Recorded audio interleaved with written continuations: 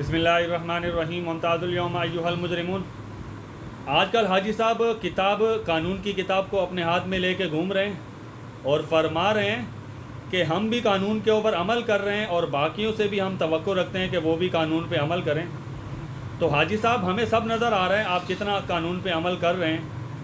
اگر میں بولتا ہوں 1% بھی اس ملک کے اندر قانون کے اوپر عمل ہو جائے نا، تو پچھلے 2 سال میں اس پاکستان کے اندر جو ہوا ہے اور جو ہو رہا ہے، اور نگران حکومتوں نے اپنے 8-9 مہینے کے اندر جو کھیل کھیلا ہے پاکستانیوں کے ساتھ، ان سب کے اوپر آرٹیکل 6 لگتا ہے اور ان سب کے اوپر غداری کا کیس بنتا ہے کہ انہوں نے اس ملک کے ساتھ کیا کھلواڑ کیا ہے۔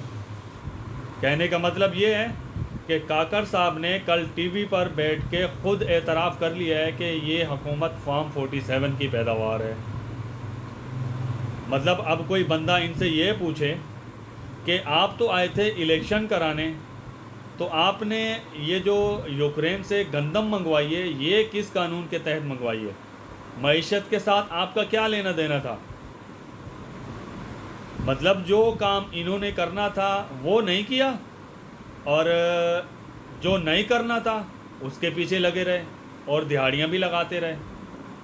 تو یہ جو 300 ارب روپے کا گھپلا ہوا ہے گندم اسکینڈل میں یقین سے کہہ سکتا ہوں کہ یہ کاکڑ صاحب کا کام نہیں ہو سکتا ہے، کیونکہ کاکڑ صاحب اگر دہاڑی مارتے تو 3 کروڑ کی مار لیتے، یا زیادہ سے زیادہ 3 ارب روپے کی دہاڑی لگا لیتے۔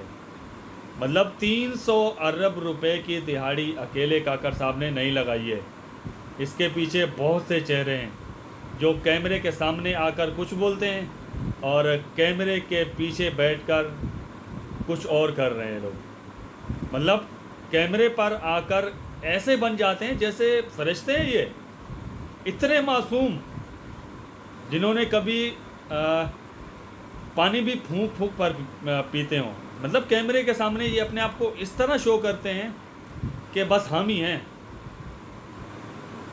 تو میں دیکھتا ہوں یہ جو قانون کا راگ الاپا جا رہا ہے حاجی صاحب کی طرف سے، وہ کتنا قانون پہ عمل کرتے ہیں اور کاکڑ صاحب اور ان کی نگران کابینہ پہ آرٹیکل 6 لگاتے ہیں یا نہیں لگاتے ہیں۔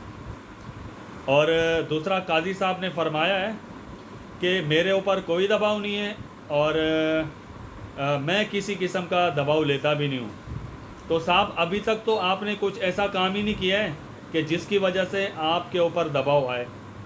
مطلب یہ پاکستانی تاریخ کا پہلا چیف جسٹس ہوگا جو زندہ مجرموں کے تو پاؤں میں پڑا ہوا ہے اور مرے ہوئے مجرموں کو گلے پکڑتا ہے یہ بندہ۔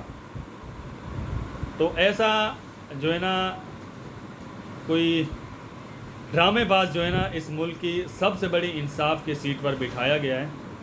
مطلب اس بندے کو کچھ بھی نظر نہیں آ رہا ہے، پاکستان کو تہس نہس کر کے رکھ دیا ہے پچھلے 2 سال میں۔ مطلب اس بندے کو مداخلت دیکھی نہیں رہی ہے۔